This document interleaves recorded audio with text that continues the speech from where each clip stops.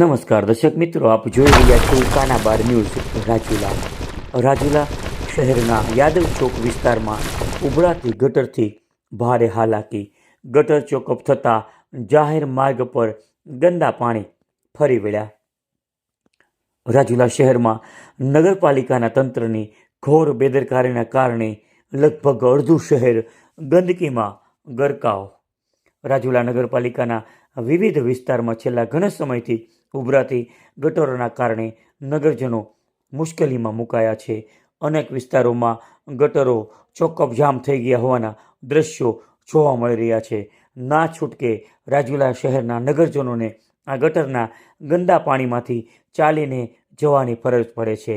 જો આની તાત્કાલિકપણે કામગીરી કરવામાં નહીં આવે તો શહેરમાં રોગચાળાની દહેશત પણ થઈ શકે છે. શહેર આખું રોગચાળામાં ગરકાવ થશે તે પહેલાં તંત્ર જાગે તેવું જરૂરી. પંચાયતથી પાર્લામેન્ટ સુધી અને હાલમાં રાજુલા નગરપાલિકા પણ બોડી વગરની એટલે કે સરકારી તંત્ર દ્વારા જ ચાલી રહી હોય. ભારતીય જનતા પક્ષનું સમગ્ર જગ્યાએ શાસન હોય. હાલમાં રાજુલા શહેરના ધારાસભ્ય પણ ભારતીય જનતા પક્ષના હોય. પૂર્વ ધારાસભ્ય પણ ભારતીય જનતા પક્ષમાં ભળી ચૂક્યા હોય અને હાલમાં રજૂઆત કરનાર રમેશભાઈ કાતરિયા તે પણ ભારતીય જનતા પક્ષમાં ભળી ચૂક્યા છે.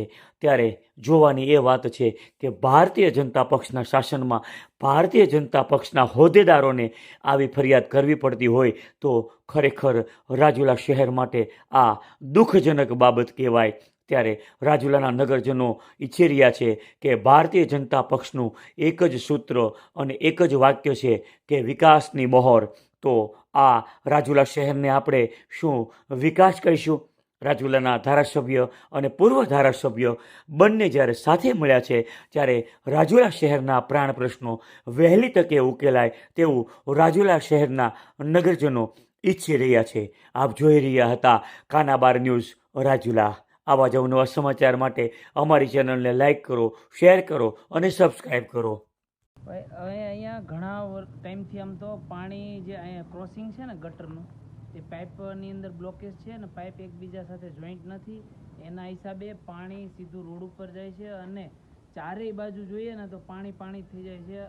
ખાસ કરીને આ જે રોડ ક્રોસિંગ છે ને જો એ વહેલી તકે સરખું થઈ જાય તો અહીંયા લોકોને હાલાકી પડતી બંધ થાય. અને અહીંયા જ બાજુમાં સ્કૂલ છે જ્યાં 700 કરતાં પણ વધુ વિદ્યાર્થીઓ ભણે છે જેમને અહીંથી હાલી પણ નથી શકાતું. ને આપ જોઈ રહ્યા છો અહીંયાથી માંડી અને છેક સુધી આ તો અત્યારે હજી ઓછું છે પાણી, બાકી તમે છોકરા હાલી પણ ના શકે એવી સ્થિતિ છે અહીંયા.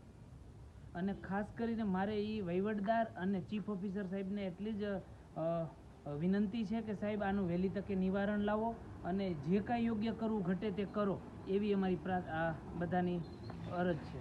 આ અગાઉ તમે એક પણ રજૂઆત કરેલી છે કે કેમ રમેશભાઈ? હા, આના પહેલાં પણ ઘણીવાર ચીફ ઓફિસર સાહેબને ફોનિક વાત થયેલી છે અને વહીવટદાર સાહેબ સાથે પણ ફોનિક વાત થયેલી છે અને અહીંના જે લોકો કામ કરતા જે સેનિટેશનમાં છે તેવા તમામ ભાઈઓ સાથે પણ અવારનવાર વાત થતી જ હોય છે.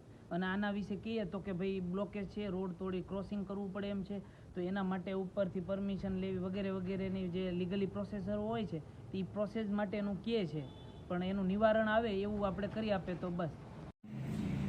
આવા જ સમાચારો માટે અમારી ચેનલને લાઈક કરો, શેર કરો અને સબસ્ક્રાઈબ કરો. અને હા, બેલ આઇકોન દબાવવાનું ભૂલતા નહીં.